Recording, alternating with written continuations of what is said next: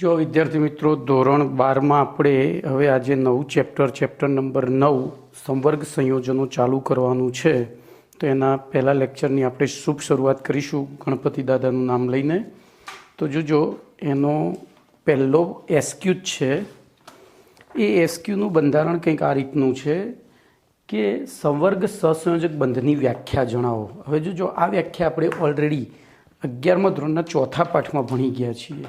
રાસાયણિક બંધન અને આણ્વીય રચનાની અંદર આપણે ઓલરેડી ભણી ગયા છીએ.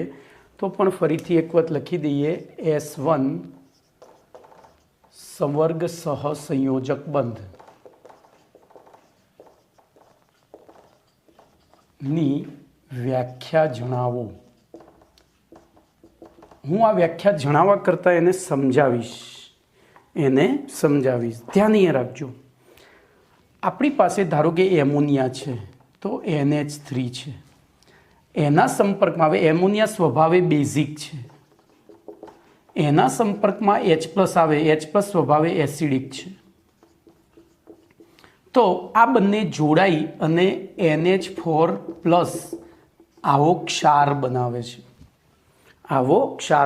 છે.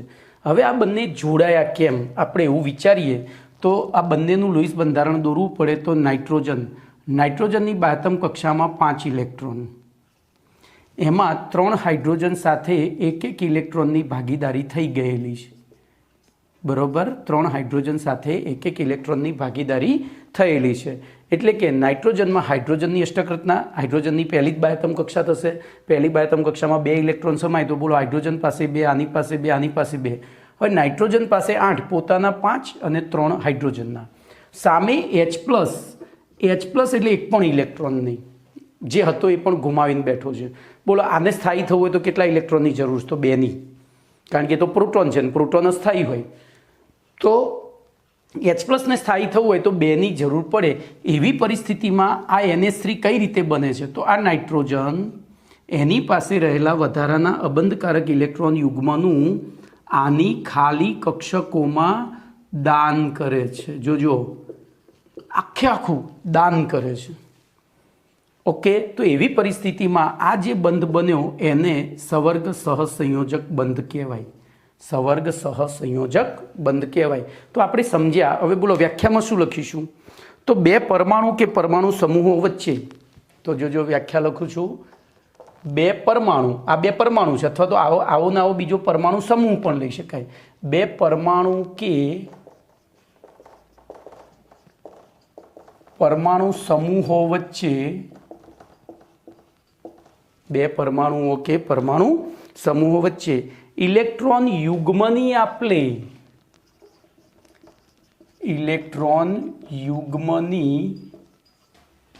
આપલે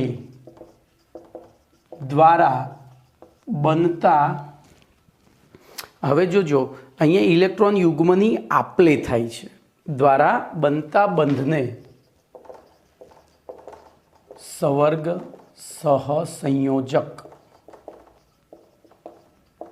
બંધ કહે છે. આવું લખવું પડે. બોલો, બરોબર. હવે બીજો મુદ્દો પાડીને સંવર્ગ સહસંયોજક બંધને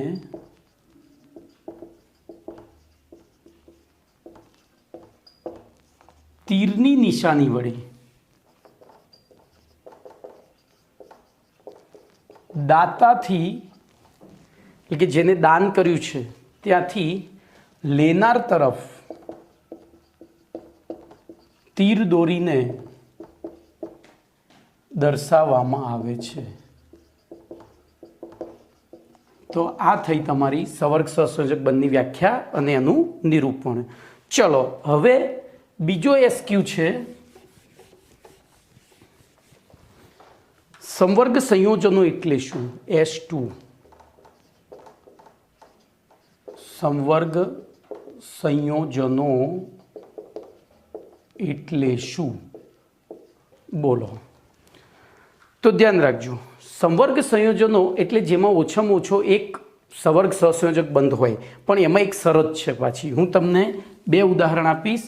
દાખલા તરીકે H2SO4 નું લુઈસ બંધારણ દોરીએ અને KMnO4 નું લુઈસ બંધારણ દોરીએ. આપણે બેનું દોરીએ તો H2SO4માં બોલો કેન્દ્રીય પરમાણુ સલ્ફર, સલ્ફરની બાયતમ કક્ષામાં 6 ઇલેક્ટ્રોન, એની ફરતે 4 ઓક્સિજન જોડાયા, એની ફરતે 4 ઓક્સિજન જોડાયા. બોલો આ ઓક્સિજને 1 ઇલેક્ટ્રોન મૂક્યો, કેમ? તો સલ્ફરે 1 મૂક્યો તો 1ની ભાગીદારી થઈ. આને પણ 1 મૂક્યો કારણ કે એની બાજુ સલ્ફરે, તો 1ની ભાગીદારી થઈ. હવે તમે જોઈ શકો છો કે એ સલ્ફરની અષ્ટક રચના પૂર્ણ થઈ ગઈ, સલ્ફરની અષ્ટક રચના પૂર્ણ થઈ ગઈ. ચલો હજુ આપણી પાસે 2 હાઇડ્રોજન છે તો 1 હાઇડ્રોજન અહીંયા મૂક્યો, 1 હાઇડ્રોજન અહીંયા મૂક્યો. બોલો આ ઓક્સિજનની અષ્ટક રચના પણ પૂર્ણ થઈ ગઈ, આ ઓક્સિજનની અષ્ટક રચના પણ પૂર્ણ થઈ ગઈ, આ હાઇડ્રોજનની પણ પૂર્ણ થઈ ગઈ. જુઓ તો પછી આ 2 ઓક્સિજન એ કઈ રીતે જોડાય છે? તો ધ્યાન અહીંયા રાખજો.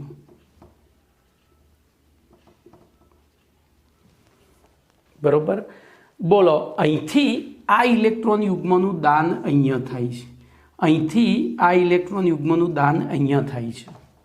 બોલો કમ્પ્લીટ. તો આ પણ સવર્ગ સહસંયોજક બંધ થયો. આ કયો બંધ થયો? SSS બંધ. આ પણ કયો બંધ થયો? SSS બંધ.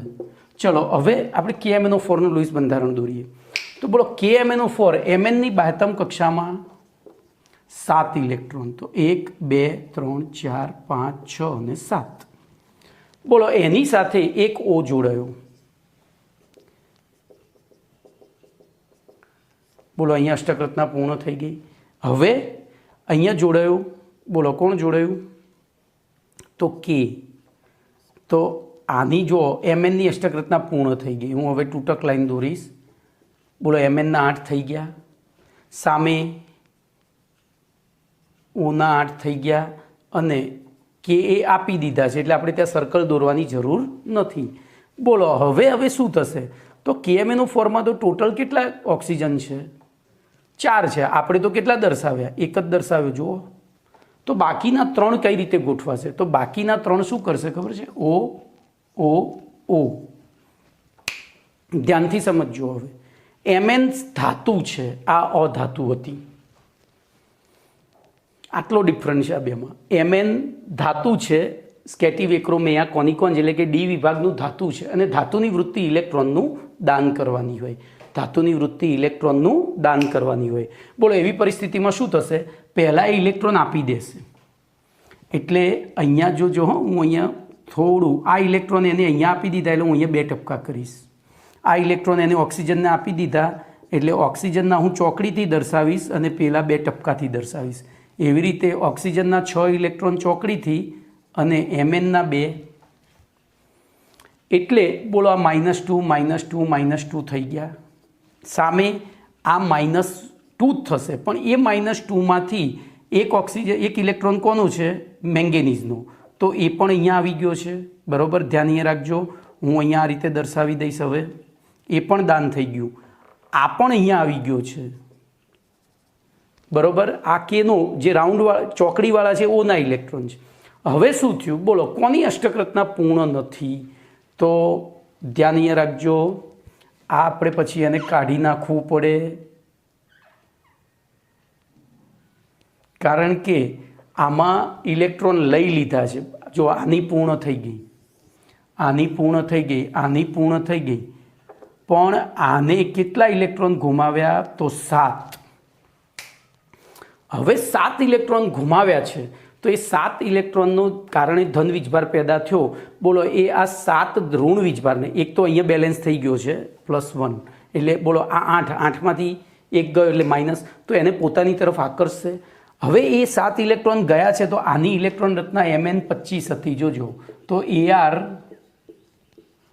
3d5 4s2 હતી.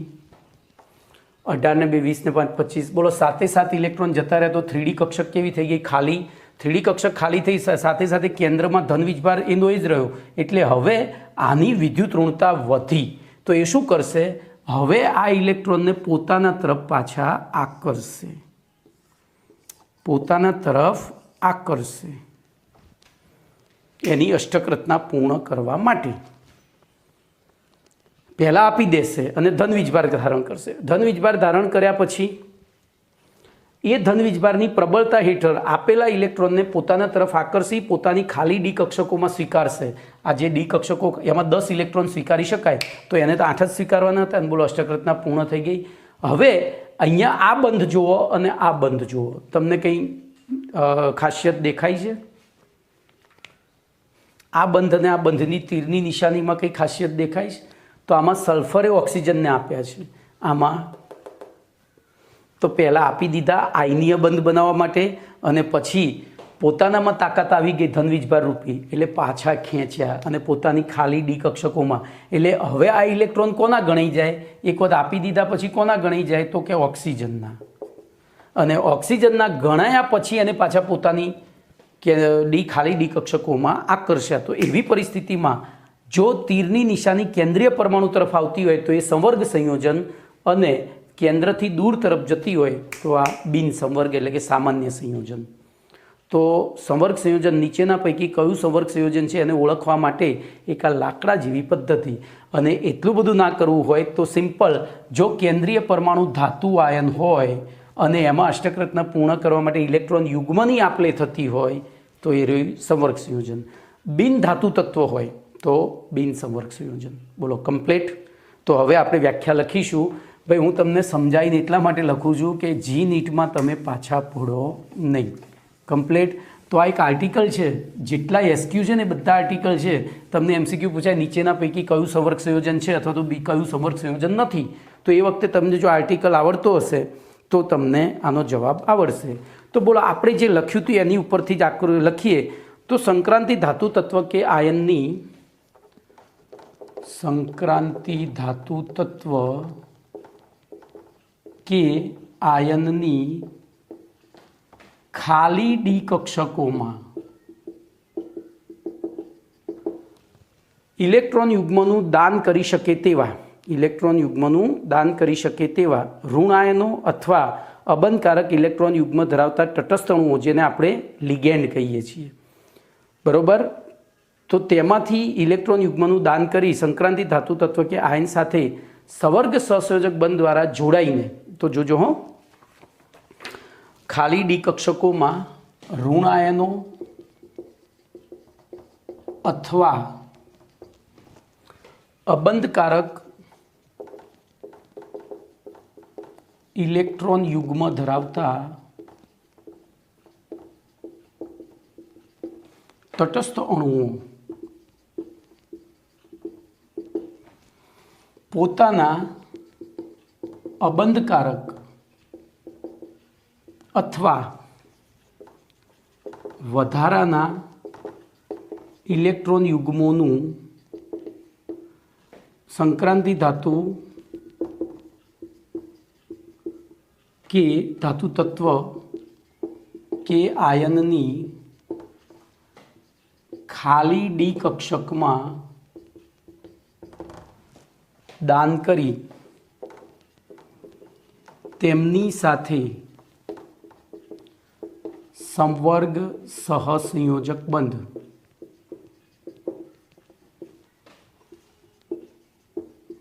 દ્વારા જોડાય ત્યારે પ્રાપ્ત થતી સ્પીસીઝને,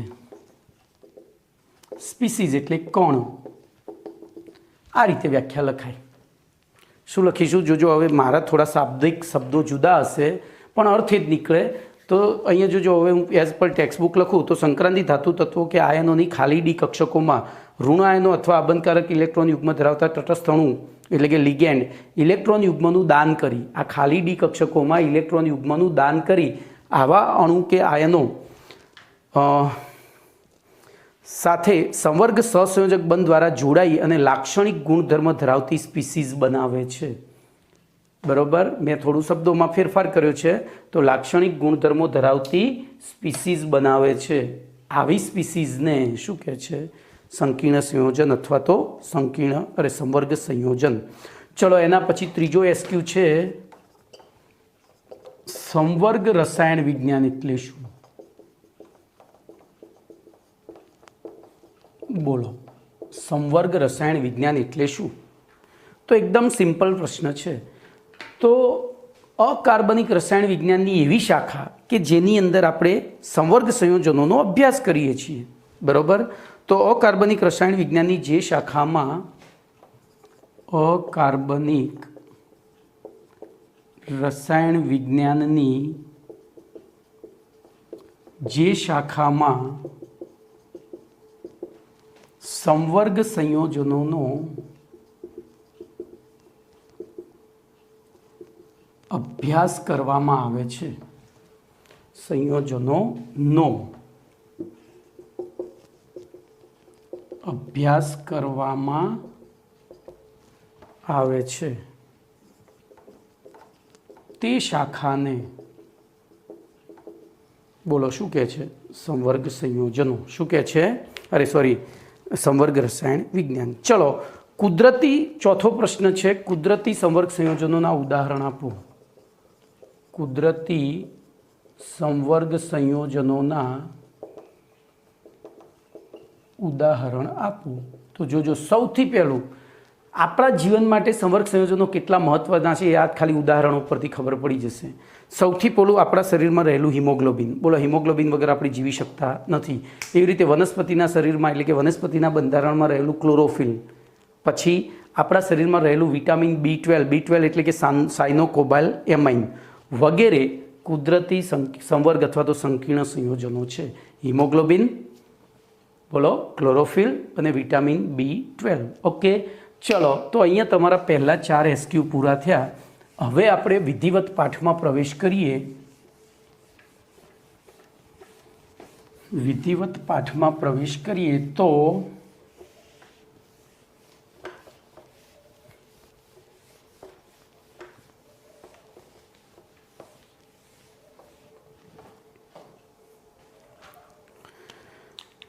પહેલો પ્રશ્ન છે,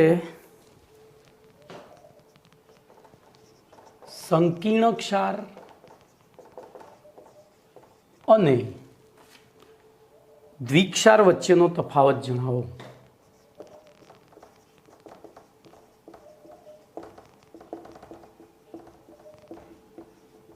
ઊંધું પણ પૂછ્યું હોય, કદાચ ઊંધું જ લખેલું છે, દ્વિક્ષાર અને સંકીર્ણ ક્ષાર વચ્ચેનો તફાવત જણાવો. તો ધ્યાન રાખજો, આપણે ટૂંકમાં અહીંયા પહેલી દ્વિક્ષાર વિશે ટૂંક નોંધ લખીએ ને આ બાજુ સંકીર્ણ ક્ષાર વિશે ટૂંક નોંધ લખીએ એટલે તફાવત પૂરો થઈ જાય. તો સૌથી પહેલું હું અહીંયા લખીશ દ્વિક્ષાર. જોજો, એક કાંકરે 2 પક્ષી મારવાના છે એટલે હું 2 ભાગ પાડું છું. તમને એમ થશે કે સાહેબ આ ભાગ કેમ નાનો? તો એમાં ખાલી મારા અમુક શબ્દો જ બદલવાના છે.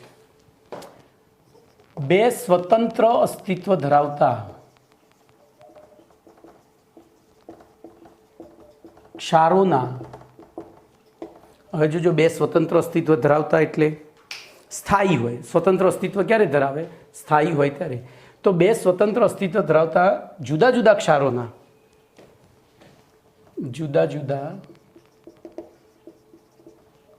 એક મિનિટ, થોડું જુદા જુદા 2 સ્વતંત્ર અસ્તિત્વ ધરાવતા એવું લખીએ ને. 2 જુદા જુદા સ્વતંત્ર અસ્તિત્વ ધરાવતા એટલે કે સ્થાયી ક્ષારોના સંતૃપ્ત દ્રાવણોને મિશ્ર કરી તે મિશ્ર દ્રાવણનું સ્ફટિકીકરણ કરતા પ્રાપ્ત થતું નવું સંયોજન મિશ્ર થયેલા 2 ક્ષારોના જેવા જ ગુણધર્મો ધરાવતું હોય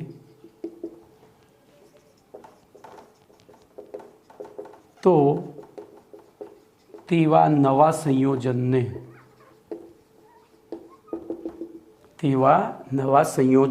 બોલો ફરીથી, 2 જુદા જુદા સ્વતંત્ર અસ્તિત્વ ધરાવતા સ્થાયી ક્ષાર એટલે કે સ્થાયી ક્ષારોના સંતૃપ્ત દ્રાવણને મિશ્ર કરી અને એ મિશ્ર દ્રાવણનું સ્ફટિકીકરણ કરવામાં આવે ત્યારે પ્રાપ્ત થતું નવું સંયોજન મિશ્ર થયેલા બંને ક્ષારો જેવા જ ગુણધર્મો ધરાવતું હોય. બંને ક્ષારોના ગુણધર્મોનો એમાં સમન્વય જોવા મળતો હોય તો એવા નવા સંયોજનને શું કહે છે? તો જોજો આ દ્વિક્ષાર હતો. હવે હું અહીંયા સંકીર્ણ ક્ષાર લખું અથવા તો સંવર્ગ સંયોજન લખું.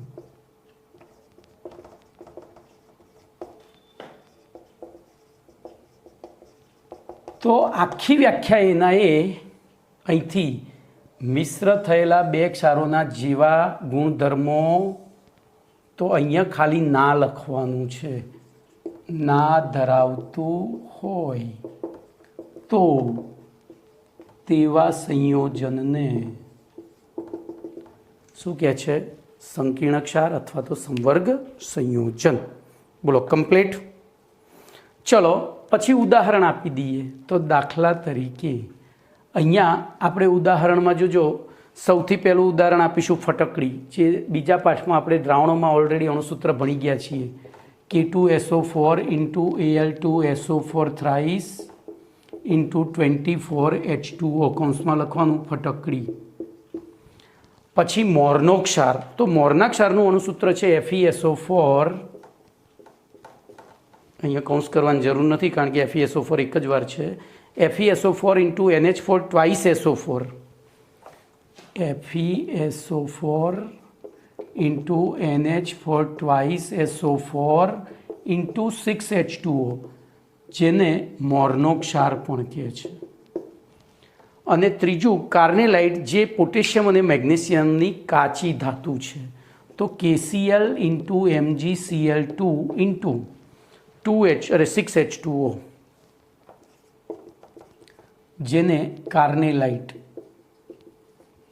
બરોબર. તો આ 3 ઉદાહરણ થયા. બોલો અહીંયા દાખલા તરીકે લખીશું તો એ પણ આપણે ભણી ગયા છીએ. બોલો બીજા જ પાઠમાં ઉત્તમ અર્ધપારગમ્ય પડદાનું ઉદાહરણ Cu2 FeCN6, એવી રીતે K4 FeCN6, એવી રીતે K3 FeCN6. બસ આ 3 લખી દો એટલે ચાલે. Cu2, K4 અને K3, એટલે આમ ઊંધું લખવાનું K4 K3 Cu2, પેલું તો બધું એનું એ જ છે. બોલો કમ્પ્લીટ. ચલો એના પછી આની લાક્ષણિકતા.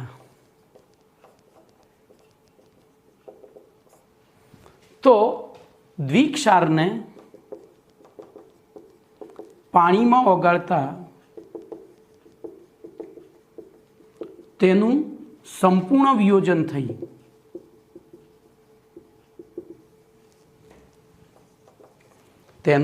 સંપૂર્ણપણે વિયોજન થઈ માત્ર સાદા આયનો જ ઉત્પન્ન થાય છે.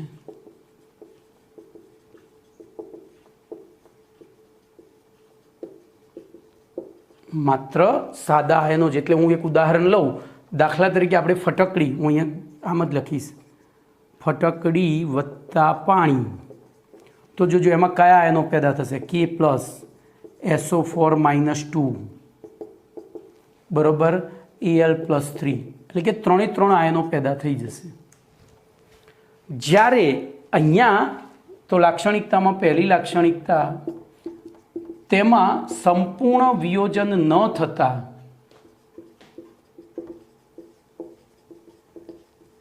આથી સંકીર્ણ આયન અને સાદા આયન ઉત્પન્ન થાય છે. દાખલા તરીકે હું K3 FeCN6 લઉં તો એનું જલીય દ્રાવણ બનાવીએ તો 3K પ્લસ વત્તા FeCN6 -3. એટલે જોજો બધા આ Fe+3 હતો, આ Cn- હતો, પણ બધા છૂટા ના પડ્યા, K પ્લસ જ છૂટો પડ્યો. અહીંયા એક વાત યાદ રાખજો કે સંકીર્ણ સંયોજનમાં કૌંસની બહાર હોય ને છૂટું પડે, કૌંસ એમના એમ રહે. કેમ? તો એ કૌંસની અંદર જે જોડાયું છે સવર્ગ સહસંયોજક બંધથી જોડાયેલું છે, કૌંસની બહાર જોડાયું છે આયનીય બંધથી છે, અને જલીય દ્રાવણમાં આયનીય બંધનું વિયોજન થાય, સહસંયોજક બંધનું નહીં. અને સહસંયોજક બંધ એક સવર્ગ સહસંયોજક બંધનો પ્રકાર છે. અરે સોરી, હું ઊંધું બોલ્યો. સવર્ગ સહસંયોજક બંધ એ સહસંયોજક બંધનો એક પ્રકાર છે. એટલે અહીંયા આ કૌંસની અંદરની વસ્તુ છૂટી પડે નહીં. આવા તમે MCQ બીજા પાઠમાં ભણી ગયા છો કે કોનું ઉત્કલન બિંદુ ઊંચું, તો એમાં આપણે બધાયનું ગણવા જઈએ તો લોચા વાગે. તો અહીંયા બોલો આના દ્રાવણમાં કેટલા આયનો છૂટા પડશે? તો 3 જ, 2 Cu અને 1 FeCN6. આમાં તો 5, 4K અને 1 FeCN6. પછી વીજભાર તમારે કન્સિડર કરવાનો, અહીંયા 4, 3K અને એક FeCN6. બોલો કમ્પ્લીટ.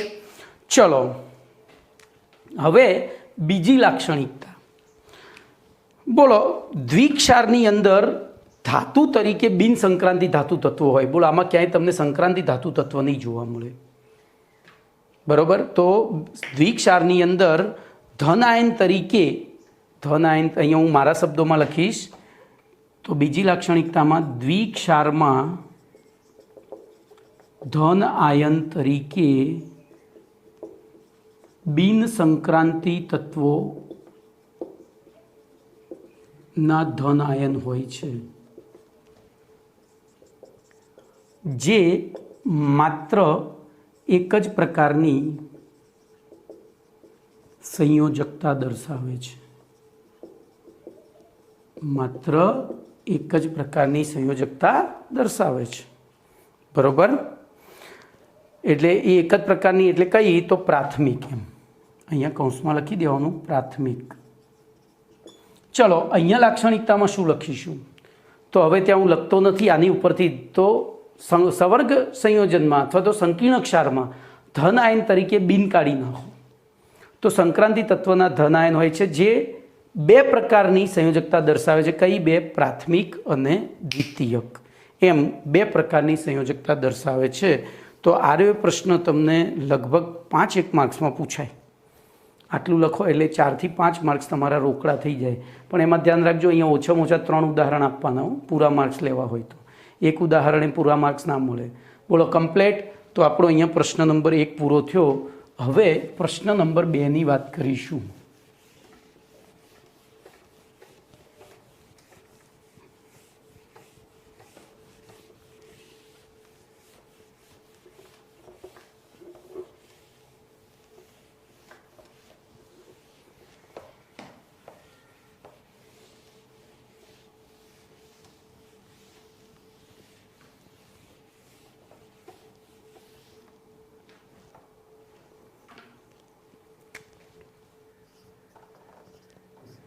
તો જો પ્રશ્ન નંબર 2 એનું બંધારણ છે, યોગ્ય પ્રક્રિયાઓ દ્વારા પુરવાર કરો કે પોટાશ એલમ દ્વિક્ષાર છે. યોગ્ય પ્રક્રિયાઓ દ્વારા પુરવાર કરો કે પોટાશ એલમ એટલે કે ફટકડી, એટલે કે K4 એટલે કે K2SO4 into Al2SO4 thrice into 24H2O દ્વિક્ષાર છે. બોલો તો દ્વિક્ષાર અને સંકીર્ણ ક્ષાર વચ્ચેનો મુખ્ય તફાવત શું ભાઈ? બોલો તો દ્વિક્ષાર અને સંકીર્ણ ક્ષાર વચ્ચેનો મુખ્ય તફાવત શું?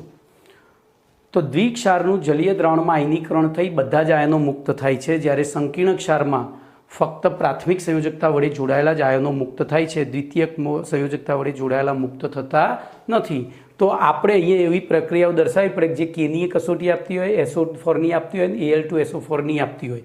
એનો મતલબ કે બધા આયનો છૂટા પડી ગયા છે એવું આપણને ત્યાં ખબર પડવી જોઈએ.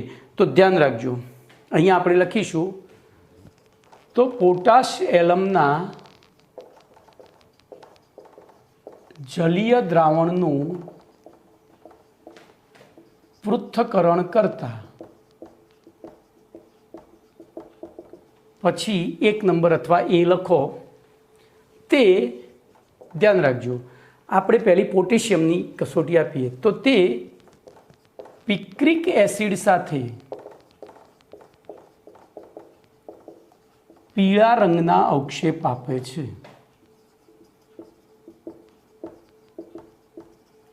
જે દર્શાવે છે કે પોટાશ એલમના જલીય દ્રાવણમાં K+ મુક્ત આયન આવેલો છે અથવા તો હાજર છે. ચલો બીજામાં શું લખીશું હવે? તો પહેલી કેની કસોટી આપી. હવે એવી રીતે એલ્યુમિનિયમની કસોટી આપવાની. તો એલ્યુમિનિયમની કસોટી માટે NaOH સાથે તો આપણે તો તે NaOH સાથે ગુંદર જેવા ચીકણા અવક્ષેપ આપે છે, જે દર્શાવે છે કે પોટાશિયમના જલીય દ્રાવણમાં Al+3 મુક્ત આયન હાજર છે. ચલો ત્રીજું, એવી રીતે તે BaCl2 સાથે સફેદ રંગના અવક્ષેપ આપે છે. જોજો આ બધી પ્રક્રિયાઓ તમારે લેબમાં કરવાની છે.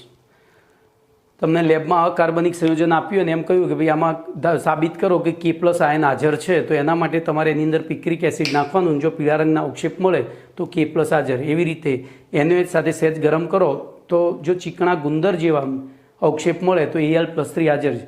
એના BaCl2 નાખવાનું સફેદ રંગના અવક્ષેપ આવે તો જે દર્શાવે છે કે પોટાશિયમના જલીય દ્રાવણમાં SO4-2 મુક્ત આયન હાજર છે. બોલો 3 કસોટી. હવે દ્વિક્ષારની વ્યાખ્યા અનુસાર પોટાશિયમના જલીય દ્રાવણમાં K+, SO4-2 અને Al+3 ત્રણે આયનોની કસોટી દર્શાવે છે, જે સૂચવે છે કે પોટાશિયમ દ્વિક્ષાર છે. એનો મતલબ કે એની અંદર પોટેશિયમ સલ્ફેટના ગુણધર્મો જળવાઈ રહ્યા છે, એલ્યુમિનિયમ સલ્ફેટના ગુણધર્મો જળવાઈ રહ્યા છે. પોટાશિયમ બને કઈ રીતે? તો પોટેશિયમ સલ્ફેટ અને એલ્યુમિનિયમ સલ્ફેટનું સાંદ્ર જલીય દ્રાવણ મિશ્ર કરી એનું સ્ફટિકીકરણ કરીએ એટલે પોટાશિયમ બને, બરાબર.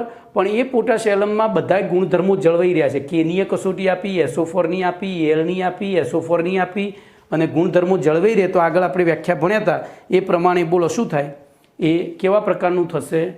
તો દ્વિક્ષાર થશે. ચલો એના પછી S5 નાનો પ્રશ્ન છે એટલે અહીંયા લખું છું. K4FeCN6નું જલીય દ્રાવણ તેમાંના કયા આયનની પ્રક્રિયા દર્શાવશે? તો K4FeCN6 બરોબર નું જલીય દ્રાવણ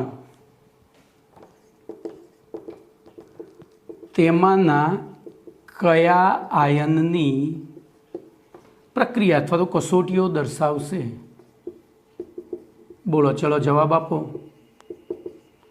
તો આપણને ખબર છે કે આ સવર્ગ સંયોજન છે. સવર્ગ સંયોજનમાં મોટો કૌંસ હોય એટલે સવર્ગ સંયોજન. મોટા કૌંસની અંદર જે છે એ દ્વિતીયક સંયોજકતાથી જોડાયેલું. દ્વિતીયક સંયોજકતા એટલે કે સવર્ગ સહસંયોજક બંધથી, અને સવર્ગ સહસંયોજક બંધનું જલીય દ્રાવણમાં આયનીકરણ થતું નથી. જ્યારે કૌંસની બહાર જે દર્શાવ્યું છે એ આયનીય બંધથી જોડાયેલું છે અને આયનીય બંધનું જલીય દ્રાવણમાં આયનીકરણ થાય છે. તો એવી પરિસ્થિતિમાં બોલો અહીંયા શું થશે? તો K4 તો આમાંથી કયા આયનની કસોટી દર્શાવશે? તો હું અહીંયા ઓપ્શન જ બનાવી દઉં, A, B, C અને D. બોલો પહેલો લખું K+, બીજો લખું Fe+2, ત્રીજો લખું Cn- ને આપેલા બધા જ. તો હવે તમને જવાબ આવડી જવો જોઈએ. બોલો કોની દર્શાવશે? તો જે કૌંસની બહાર હોય એની. કેમ? તો કૌંસની અંદર છે એ તો સવર્ગ સહસંયોજક બંધથી જોડાયેલા છે. સવર્ગ સહસંયોજક બંધનું જલીય દ્રાવણમાં આયનીકરણ થતું નથી. બોલો કમ્પ્લીટ. ચલો એના પછીનો પ્રશ્ન, સંક્રાંતિ ધાતુ તત્વોની સંકીર્ણ સંયોજનો બનાવવાની સવિશેષ ક્ષમતાનું કારણ. તો આપણે આ પ્રશ્ન ઓલરેડી 8મા પાઠમાં ભણી ગયા છીએ, બરાબર. હું અહીંયા તમને ટ્રીક યાદ કરાવીશ. 8મા પાઠમાં આપણે ઓલરેડી ભણી ગયા છીએ, તો ધ્યાન અહીંયા રાખજો. ત્રીજો પ્રશ્ન છે સંક્રાંતિ ધાતુ તત્વોની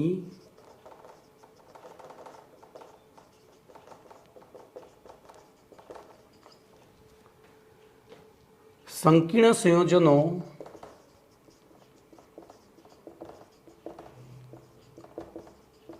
બનાવી શકવાની સવિશેષ ક્ષમતાનું કારણ જણાવો. એટલે કે હમણાં મેં તમને પાઠ શરૂ થયો ત્યારે 2 ઉદાહરણ લીધા હતા. કયા 2 ઉદાહરણ? તો એક KMnO4 ને બીજું H2SO4. બોલો KMnO4 ને H2SO4માં બેમાંથી કોણ સંકીર્ણ સંયોજન હતું? તો KMnO4 સંકીર્ણ સંયોજન હતું, H2SO4 નહોતું. બોલો કેમ?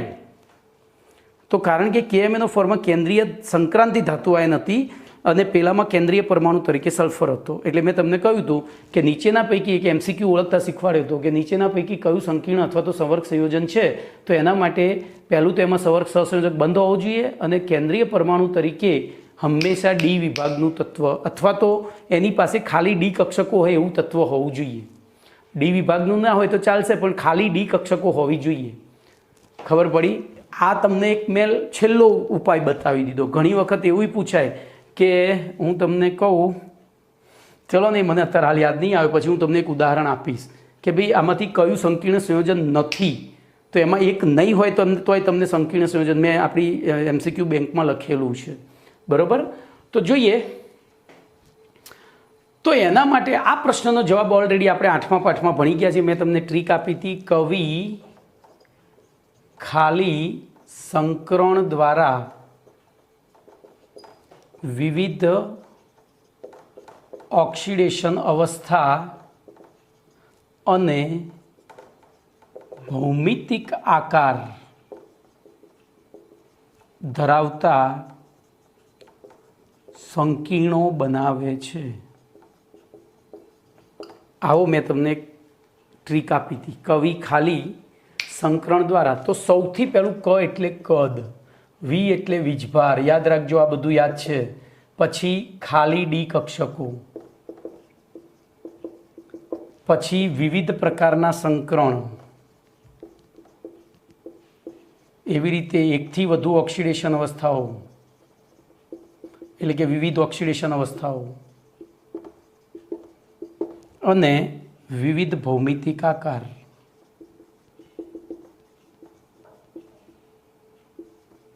તો આ ટ્રીક હતી. તો બોલો એના માટે જવાબદાર કારણોમાં લખીશું. અહીંયા થોડું ટ્વિસ્ટિંગ છે, પ્રશ્નનો જવાબ એનો એ છે પણ થોડું ટ્વિસ્ટિંગ છે. પહેલું લખીએ, પહેલું શું લખીશું બોલો? શું લખીશું પહેલું? તો પહેલાં આપણે 8મા પાઠનું રિવિઝન કરી નાખીએ. જોજો, સંક્રાંતિ ધાતુ તત્વો શા માટે સરળતાથી સંકીર્ણ સંયોજનો બનાવી શકે? તેના માટે સૌથી પહેલું એમનું નાનું કદ અને ઊંચો કેન્દ્રીય ધન વીજભાર, એટલે કે લિગેન્ડમાંથી આવતા ઇલેક્ટ્રોનને સરળતાથી આકર્ષી શકે. વળી ખાલી ડી કક્ષકો, એટલે કે લિગેન્ડમાંથી આવતા ઇલેક્ટ્રોન યુગ્મને પોતાની ખાલી ડી કક્ષકોમાં સમાવી શકે. પછી એમની બાહ્યતમ કક્ષામાં આવેલી NS, N-1D, NS અને NP આ કક્ષકોની ઉર્જાનો તફાવત ખૂબ જ ઓછો છે. એમની ઉર્જાનો તફાવત ખૂબ જ ઓછો છે, એટલે સરળતાથી સંકરણ, જુદા જુદા સંકરણ પેદા કરી શકે. અને જુદા જુદા સંકરણ પેદા કરી શકે તો જુદા જુદા ભૌમિતિક આકાર ધરાવતા સંકીર્ણો બનાવી શકે છે. વળી સંક્રાંતિ તત્વો એકથી વધુ ઓક્સિડેશન અવસ્થાઓ દર્શાવે છે અને એના કારણે એક જ લિગેન્ડ સાથે એક જ સંક્રાંતિ તત્વ જુદા જુદા પ્રકારના, દાખલા તરીકે K4FeCN6 અને K3FeCN6 આમ બે પ્રકારના સંકીર્ણો બનાવે છે. તો જો બધું સરખું છે તેમ છતાં ખાલી ઓક્સિડેશન અવસ્થા બદલાઈ એટલે સંકીર્ણ. તો આવું આપણે 8મા પાઠમાં ભણ્યા હતા, એ જ વસ્તુ અહીંયા ખાલી નિબંધ સ્વરૂપે લખવાની છે. અને આ લખવા તો ખોટી નહીં પડે, પણ આપણે શક્ય હોય ત્યાં સુધી ચોપડીમાં આપ્યું હોય તેવું લખવાનું. તો જોઈએ, સંક્રાંતિ તત્વોની બાહ્યતમ કક્ષામાં આવેલી N-1D, NS અને NP અથવા NS, NP અને ND કક્ષકોની ઉર્જામાં નહીવત તફાવત હોય છે. આથી તેમની વચ્ચે સરળતાથી વિવિધ પ્રકારના સંકરણ શક્ય બને છે અને સમશક્તિ સંકર કક્ષકો પ્રાપ્ત થાય છે, જેથી ખાલી અથવા અપૂર્ણ ભરાયેલી હોય છે. જે ખાલી અથવા અપૂર્ણ ભરાયેલી હોય છે. આથી લિગેન્ડમાંથી આવતા ઇલેક્ટ્રોન યુગ્મને આવી ખાલી અથવા અપૂર્ણ ભરાયેલી સંકર કક્ષકોમાં સરળતાથી સમાવી શકાય છે. આથી લિગેન્ડ અને સંક્રાંતિ ધાતુ આયન વચ્ચે સરળતાથી સંવર્ગ સહસંયોજક બંધ બને છે અને સંકીર્ણ અથવા તો સંવર્ગ સંયોજન પ્રાપ્ત થાય છે. આમ સંક્રાંતિ ધાતુ તત્વો કે તેમના આયનોની વિશિષ્ટ પ્રકારની ઇલેક્ટ્રોન રચનાના કારણે તે સરળતાથી સંકીર્ણ સંયોજનો બનાવે છે. જો વસ્તુ એના એ છે, ખાલી રજૂઆત જુદી છે. વસ્તુ એના એ છે, રજૂઆત જુદી જુદી છે. બરોબર? બોલો કમ્પ્લેટ. તો અહીંયા તમારો ત્રીજો પ્રશ્ન પૂરો થયો. આ ટ્રીકને ધ્યાનમાં રાખવાની, અહીંથી શરૂઆત કરવાની છે, પછી અહીંયા જવાનું અને પછી બહુ અઘરું નથી એટલે વાંધો નહીં આવે, કારણ કે 8મા પાઠમાં આપણે ભણી ગયા છીએ. ચલો એના પછી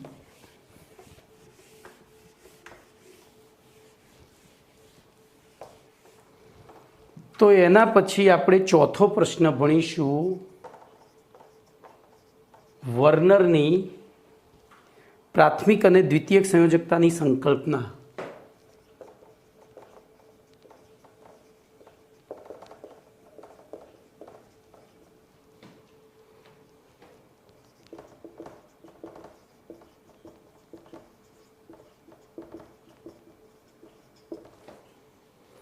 ઉદાહરણ આપી સમજાવો, આવો પ્રશ્ન છે. વર્નરની પ્રાથમિક અને દ્વિતીયક સંયોજકતાની સંકલ્પના ઉદાહરણ આપી સમજાવો. બરોબર, તો ધ્યાન એ રાખજો. સૌથી પહેલાં વર્નરની પ્રાથમિક સંયોજકતાની સંકલ્પના જોઈએ. તો અહીંયા શોર્ટમાં લખીશ પ્રાથમિક સંયોજકતા.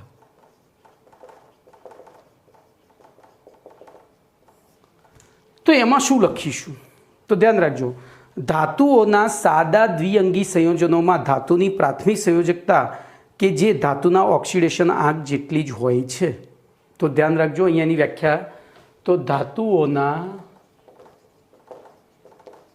સાદા દ્વિઅંગી કે ત્રિઅંગી, એમ સાદા દ્વિઅંગી સંયોજનોમાં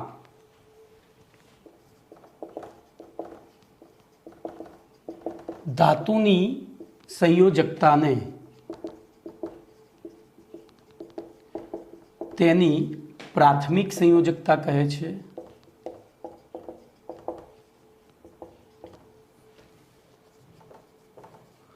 અને તેનું મૂલ્ય જે તે સંયોજનમાં જે તે ધાતુના ઓક્સિડેશન આંક જેટલું હોય છે. બરોબર, જે તે સંયોજનની. તો આપણે એને ઉદાહરણ તરીકે સમજાવીએ. દાખલા તરીકે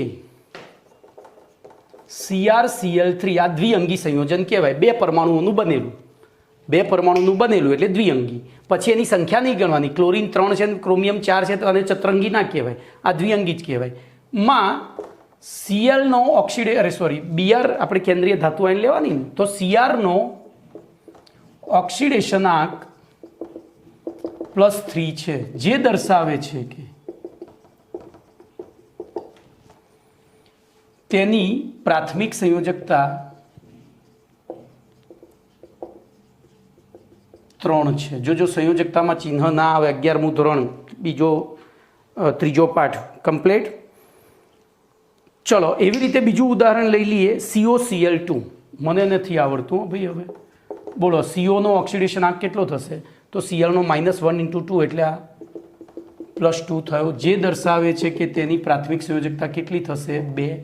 એવી રીતે ત્રીજું ઉદાહરણ લઈ લઈએ. PdCl2 palladium chloride. બોલો એમાં PD નો ઓક્સિડેશન આંક કેટલો થશે? +2. તો આ પણ 3. તો બોલો પ્રાથમિક સંયોજકતાની વ્યાખ્યા આવડી ગઈ. ધાતુઓના સાદા દ્વિઅંગી સંયોજનોમાં ધાતુની સંયોજકતાને તેની પ્રાથમિક સંયોજકતા કહે છે અને તેનું મૂલ્ય જે તે સંયોજનમાં તે ધાતુના ઓક્સિડેશન આંક જેટલું હોય છે. ચલો હવે વાત કરીએ દ્વિતીયક સંયોજકતાની.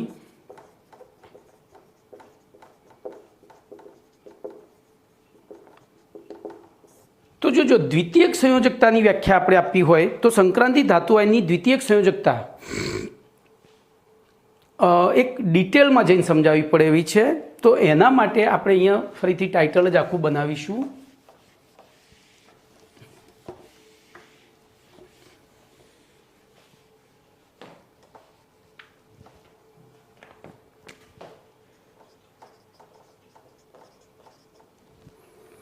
તો દ્વિતીયક સંયોજકતામાં ધ્યાન રાખજો, સંક્રાંતિ ધાતુ આયનની દ્વિતીયક સંયોજકતા કોબાલ્ટ ક્લોરાઇડના જલીય દ્રાવણ અને જુદા જુદા પ્રમાણમાં એમોનિયાના મિશ્રણના સ્ફટિકીકરણ દ્વારા. તો આપણે કોબાલ્ટ ક્લોરાઇડ લઈએ, બરોબર. કોબાલ્ટ ક્લોરાઇડ COCl3 અને એની અંદર એમોનિયા મિશ્ર કરી, તો મિશ્ર સંતૃપ્ત દ્રાવણનું સ્ફટિકીકરણ કરીએ ત્યારે એટલે આનું પ્રમાણ જુદું જુદું રાખીશું, એમોનિયાનું પ્રમાણ જુદું જુદું રાખીશું. અને એ વખતે બરોબર 1 મોલર જે આ સંયોજન બન્યું એ સંયોજનના 1 મોલર જલીય દ્રાવણનું જે અહીંથી સંયોજન બની એના 1 મોલર જલીય દ્રાવણની AgNO3 સાથે પ્રક્રિયા કરીએ. AgNO3 સાથે પ્રક્રિયા કરતા અવક્ષેપિત થતા AgCl અણુઓની સંખ્યાની મોલ સંખ્યાના આધારે સમજાવી શકાય. ખબર પડી? બોલો કેવી રીતે સમજાવી શકાય છે? તો ધ્યાનથી મેં સમીકરણ સ્વરૂપે લખ્યું છે, તમારે શબ્દોમાં લખવાનું છે. તો સંક્રાંતિ ધાતુ આયનની દ્વિતીયક સંયોજકતા કોબાલ્ટ 3 ક્લોરાઇડ ની અંદર જુદા જુદા પ્રમાણમાં એમોનિયાના જલીય દ્રાવણના મિશ્રણ દ્વારા અને મિશ્રણના સ્ફટિકીકરણ દ્વારા પ્રાપ્ત થતા જે સંયોજન છે એ સંયોજનના 1 મોલર જલીય દ્રાવણની સિલ્વર નાઇટ્રેટ સાથે પ્રક્રિયા કરતા પ્રાપ્ત થતા સિલ્વર ક્લોરાઇડની મોલ સંખ્યાના આધારે, બરોબર, અને તે દ્રાવણની વિદ્યુત વાહકતા કયા પ્રકારના ક્ષારના દ્રાવણની વિદ્યુત વાહકતા જેવા અવલોકનો દર્શાવે છે એના આધારે આપણે એની સમજૂતી આપી શકીએ. તો એના માટે હું અહીંયા ધ્યાન રાખજો, 1 મોલ સંયોજન મારે કોષ્ટક બનાવવું પડશે. આપણે જે છેલ્લું બન્યું ને આ 1 મોલ સંયોજન, પછી રંગ, એનો રંગ લખીશું, પછી અવક્ષેપિત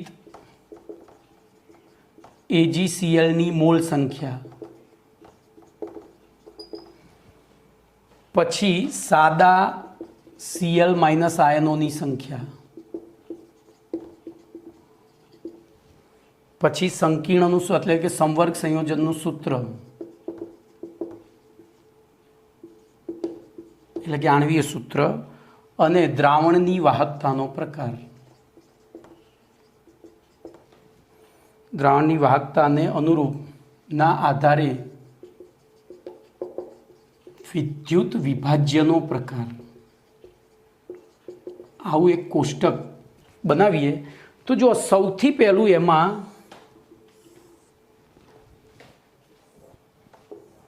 અહીંયા આપણે લઈશું COCl3 6NH3. જો મેં ક્યાંય કૌંસ કર્યો નથી, એનો મતલબ આ કેવું થયું? તો આનો રંગ પીળો થશે, બરોબર. હવે જો આની અંદર AgCl સિલ્વર નાઇટ્રેટ છે ને Cl સાથે પ્રક્રિયા કરીને AgCl, તો આમાં કેટલા Cl મુક્ત છે? તો મેં તમને કહ્યું હતું દ્વિતીયક સંયોજકતા હોય તો એ કૌંસની અંદર હોય, કૌંસની અંદર હોય Cl તો મુક્ત ના થાય. તો અહીંયા 3 એ 3, તો બોલો અહીંયા 3 Ag 3 મોલ પેદા થશે. એનો મતલબ કે સાદા Clની સંખ્યા કેટલી થઈ? 3. અને તેથી સંવર્ગ સંયોજનનું સૂત્ર શું લખશો? તો બધું આનું આ જ. બોલો સંવર્ગ સંયોજનનું સૂત્ર શું લખશો તમે? તો Cl બાર છે એવું લખવું પડે. તો અહીંયા લખવું પડે CONH3. બોલો શું કરીશું? તો કૌંસની બહાર એટલે કે નાના કૌંસની બહાર છગડો અને કૌંસની બહાર Cl3. કેમ? તો આ Cl મુક્ત છે. મુક્ત છે એનો મતલબ કૌંસની બહાર છે. તો બોલો આમાં ધનાયન ઋણાયનનો રેશિયો કેવો થયો? તો આ માઇનસ છે એટલે આખો મોટો કૌંસ ધનાયન થાય. તો બોલો કયા પ્રકારનું એ વિદ્યુત વિભાજ્ય બન્યું? તો 1 ધનાયન સામે 3 ઋણાયન, 1/3. બોલો ખબર પડી? નહીં પડ્યું હોય તો હવે પડી જશે. ચલો બીજું ધ્યાન રાખજો.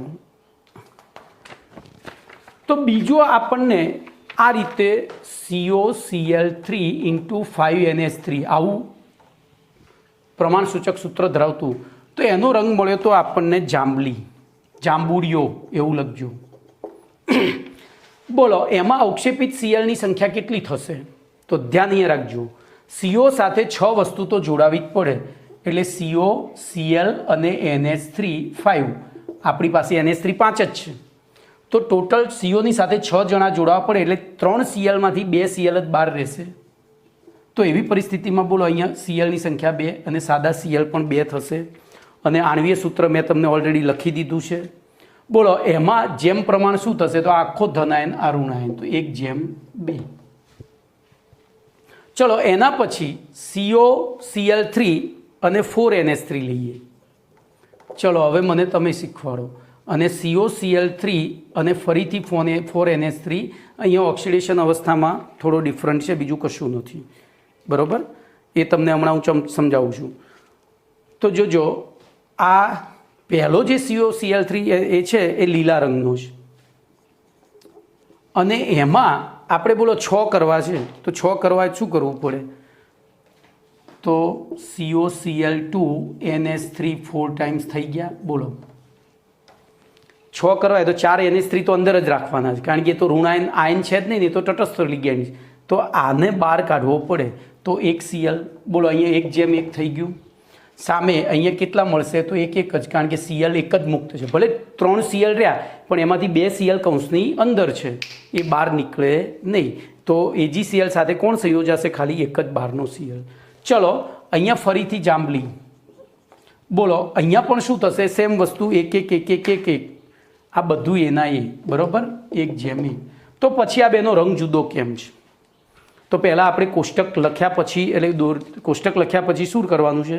તો ઉપરોક્ત અવલોકનોના આધારે સમજાવી શકાય કે ઉપરોક્ત બધી જ પ્રક્રિયાઓ દરમિયાન બનતા સંકીર્ણ સંયોજનોમાં કોબાલ્ટ ધાતુ સાથે એમોનિયાના અણુઓ અને ક્લોરાઇડ આયનોના જોડાણ દ્વારા બનતી સંકીર્ણ સ્પીસીઝ, એટલે કે મોટા કૌંસની અંદર દર્શાવેલી સ્પીસીઝમાં એમોનિયાના અણુઓ અને ક્લોરાઇડ આયનોની કુલ સંખ્યાનો સરવાળો 6 થાય છે. એટલે કે આ તો 6 થવો જ જોઈએ અને વધે એ બધું કૌંસની બહાર જાય, બરાબર. તો 6 થાય છે, જે જલીય દ્રાવણમાં મુક્ત થતા નથી. એટલે કે મોટા કૌંસની અંદર જે આવી ગયું એ તો દ્વિતીયક સંયોજકતા એટલે કે સવર્ગ સહસંયોજક બંધ દ્વારા જોડાયું અને એના કારણે એ બોલો શેમાં નહીં જાય? તો જલીય દ્રાવણમાં જતું નથી, બરાબર. અને જલીય દ્રાવણમાં મુક્ત થતા ક્લોરાઇડ આયનોની સંખ્યા અનુક્રમે કેટલી થશે? તો પહેલામાં 3, પછી બીજામાં 2, 1 1 1 થાય છે. અને આમ બધા જ સંકીર્ણોમાં કોબાલ્ટ ધાતુ આયનની દ્વિતીયક સંયોજકતા. બોલો દ્વિતીયક સંયોજકતા એટલે કૌંસની અંદર બનેલા સવર્ગ સહસંયોજક બંધ. બોલો અહીંયા 6 એમોનિયાએ બનાવ્યા એટલે 6 થયા. અહીંયા 5 એમોનિયાને 1 ક્લોરીને બનાવે એટલે 6 થયા. અહીંયા 4 એમોનિયાને 2 ક્લોરીને બનાવે એટલે 6 થયા, કમ્પ્લીટ. હવે સંયોજકતા અનુક્રમે એની કેટલી થશે? 6. અને પ્રાથમિક સંયોજકતા અનુક્રમે કેટલી થશે? તો 3 2 1 1. પ્રાથમિક સંયોજકતા એટલે મુક્ત થઈ શકતા આયનોની સંખ્યા. ચલો ઉપરોક્ત ત્રીજા અને ચોથા સંકીર્ણ સંયોજનના સૂત્રો સમાન છે. આ બેના સૂત્રો સમાન છે. તો એ સમાન કેમ છે? તો એનું કારણ છે કે એના રંગ જુદા કેમ છે? તો તેમાં કેન્દ્રીય કોબાલ્ટ ધાતુ ફરતે લિગેન્ડની અવકાશીય ગોઠવણી જુદી જુદી છે. જો એમના રંગ જુદા છે એના માટે જવાબદાર ભલે લિગેન્ડ સરખા રહ્યા, બરોબર, અહીંયા 2 બંધારણીય સૂત્ર સરખા છે, પણ તેમ છતાં એમના લિગેન્ડની ગોઠવણી જુદી જુદી છે. એટલે આપણે આ જ પાઠમાં શીખીશું, 2માંથી એક સીસ છે અને બીજો ટ્રાન્સ છે. 2માંથી એક સીસ છે અને બીજો ટ્રાન્સ છે, બરોબર. તો એના કારણે એમના રંગ જુદા છે. એટલે કે એકબીજાના ભૌતિક સમઘટકો છે, આથી તેમના રંગ અનુક્રમે લીલો અને જાંબલી છે. તો આટલે સુધી રાખીએ છીએ, બીજું નેક્સ્ટ ટાઈમ. ઓકે.